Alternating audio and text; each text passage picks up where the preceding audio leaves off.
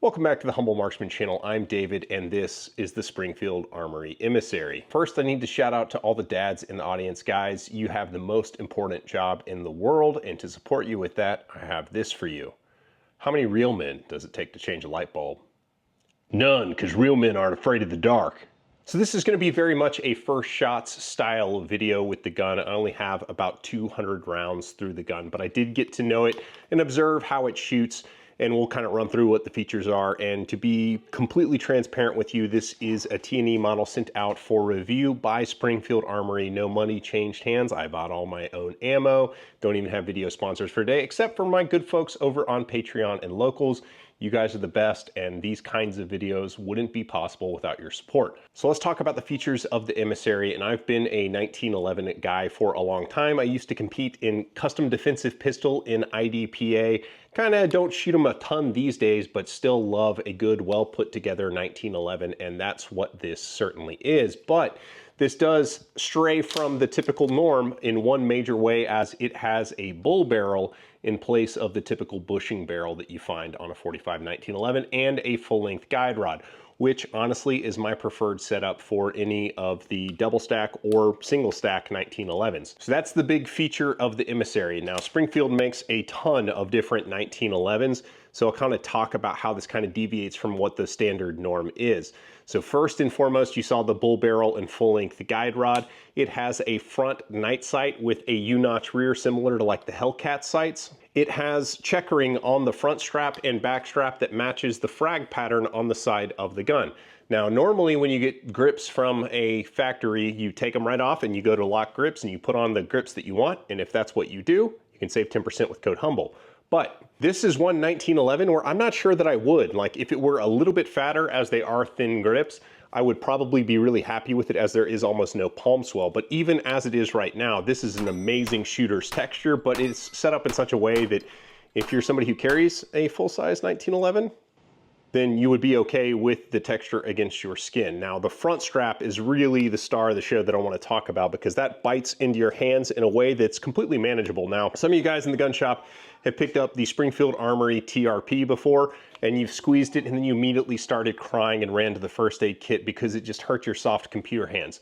And that was me. I'm talking about me. It wasn't some of you guys, it was me. The TRP has super aggressive texture on the front of the gun, to the point where if you were to go and shoot a whole bunch of rounds through it over like a 2-day class or something like that, you would have monster calluses until you didn't, because it got torn off because of how aggressive those things are. They're meant to be shot with gloves, and I don't wear gloves, so there's a problem. This texture is very much kind of in the Goldilocks zone, where the big gaps between kind of the big nubs allow the skin from your fingers to kind of flow in between them, and it really locks in your hand on the gun. So that's kind of the big feature that sells me on this gun. Now, it is an all black Cerakote finish, and the front serrations that you see on the gun work the best when you cock like that. If you're trying to like grab them or whatever, they don't have great traction because they have really kind of kept the clean line sort of aesthetic of the slab-sided gun, but they do have functional serrations for those who go over the top to rack with. It only has a single-sided safety, so if you need an ambi, you're still going to be fitting an ambi.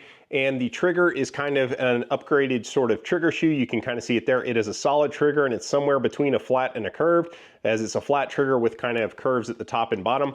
Trigger pull weight on mine was right over 6 pounds, about 6¼ pounds right out of the box, but it is a pretty clean trigger pull, and I'll show it to you there. So there we are, right on the wall, on no squish or anything like that, and then just like a glass rod breaking, moves to the rear, and then reset. It actually is a little bit forceful, but of course you get a forceful reset when the trigger is set up like it is on this gun. Up front, you will notice a short dust cover with the slots for a rail. So if you're somebody who wants a home defense gun, or a light on your 1911, you've got that option available to you, as it slides right on there. So that's kind of the features and how it sort of deviates. You can check out my video on the Garrison where I kind of break down the lineup a little bit more. But let's talk about how the gun shoots. Now, it's shooting full house 45s. I was shooting hardball of PMC bronze and Federal, just regular Federal bulk pack 200 round 45, both in 230 hardball. I also shot some Hornady defensive loads, the 185 grain FTX.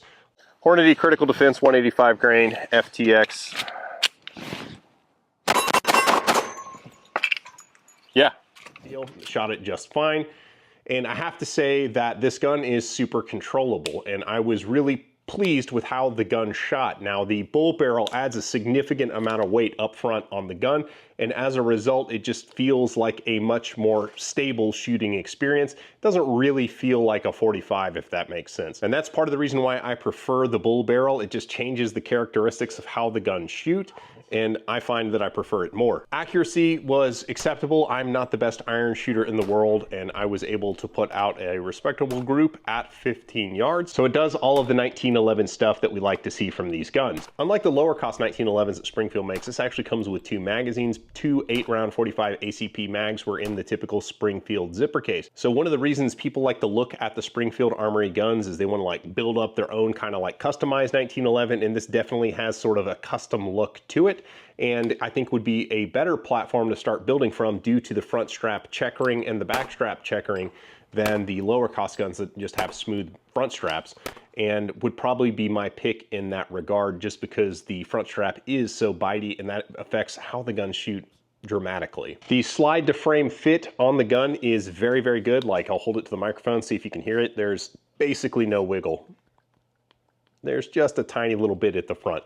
It is a very well fit slide to frame, and the barrel is very well fit too. I can't get any deflection pulling on the front or the side, and the barrel has a really cool target crown that you can kind of see there. And another nice feature about the Springfield gun is it's actually made in America, which is really cool. So that's the Springfield Armory Emissary. If you want to check out the lower cost version of the Springfield, I've got a video on the Garrison that you can watch here.